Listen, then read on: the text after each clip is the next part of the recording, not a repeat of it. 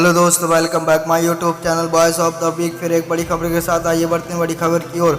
ओवैसी ने सरकार पर हमला करते हुए कहा कि नॉन कश्मीरी लोगों की हत्या आतंकवादियों ने की है, उसकी भी तो बात कीजिए। उन्होंने कहा कि जम्मू के नरसन की बात भी होनी चाहिए। वहीं आपको बता दूं, कश्मीर पैलेस के विवाद पर एबीपी न्यूज में खास बातचीत। ओवैसी ने कहा कि कश्मीरी पंडित मारे गए, जितने भी विस्थापित हुए उनको लेकर मोदी सरकार कमीशन क्यों नहीं बना देती। उन्होंने कहा कि एक फिल्म देखकर मोदी सरकार को कश्मीरी पंडितों की तकलीफ याद आ गई। वहीं आपको बता दूं, वैसे बोले, मैं लोकसभा में ये कहा था कि मोदी सरकार इस बात के लिए एक कमेटी बना दें और जो जितने विस्थापित लोग हैं वापस लेकर आए। सरकार ये बता दे कि कितने कश्मीरी पंडित की विस्थापन हुई है।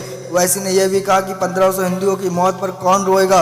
वहीं आपको बता दूं, वैसी ने कहा कि सरकार पर हमला करते हुए कहा कि नॉन कश्मीरी लोगों की जो हत्या आतंकवादियों ने की है उसकी भी तो बात कीजिए। उन्होंने कहा कि जम्मू नरसरन की बात भी होनी चाहिए। देश के प्रधानमंत्री 300 से ज़्यादा सांसद हैं लोकसभा में, आपके गवर्नर वहां, उसके बावजूद आपको फिल्म देखकर कश्मीरी पंडितों की याद आ रही है। उन्होंने कहा, वैसी ने कहा, सरकार पर निशाना साधते हुए कहा कि देश के कश्मीरी पंडितों से अगर देश के प्रधानमंत्री की मोहब्बत हो तो आप जांच कराकर कश्मीरी पंडितों को घाटी में वापस लेकर आए। जांच कमेटी में कश्मीरी पंडितों को इंसाफ मिलेगा। ओवैसी ने कहा कि पिछले 7 साल से सरकार उन्हें क्यों वापस नहीं लाई। वहीं आपको बता दूं, उन्होंने कहा पंडितों को छोड़ने पर पड़े। इस पर ओवैसी ने कहा कि इस वक्त गवर्नर और सरकार के लिए जिम्मेदार कश्मीरी पंडितों के विस्थापन उस सरकार के लिए नाकामी है। क्या प्रधानमंत्री नरसन को भूल गए हैं? क्या प्रधानमंत्री असम नरसन को भूल गए हैं? उस पर कौन आंसू बहाएगा? कांग्रेस शासन मुरादाबाद में फायरिंग हुई,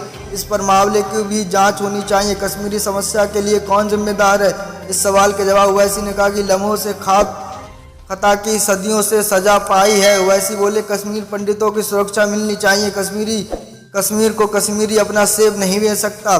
बताइए कश्मीर में कितना निवेश हुआ? फार्म में जुड़े लोगों को रेड हो रही है और अलगाविदा पर निशाना साधते हुए ओवैसी ने कहा कि डर लगता है। कि इस सवाल पर ओवैसी ने कहा कि मैं और एक डर के साथ नहीं सह सकता।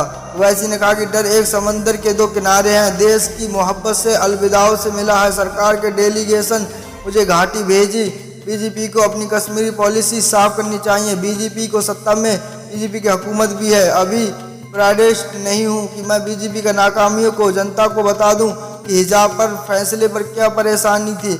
इस पर ओवैसी ने कहा कि मुस्लिम लड़कियां यूनिफॉर्म के खिलाफ नहीं है, सेंट्रल स्कूलों में हिजाब की इजाज़त है। ओवैसी ने कहा कि हमारा देश अलग अलग फूलों से गुलस्ता है, इसमें 2 फूल निकल देंगे। वहीं आपको बता दूं, ओवैसी ने कहा कि इसमें 2 फूल निकाल देंगे तो गुलिस्ता कहाँ रहेगा। मिलते हैं अगली खबर के साथ। जय हिंद, जय भारत।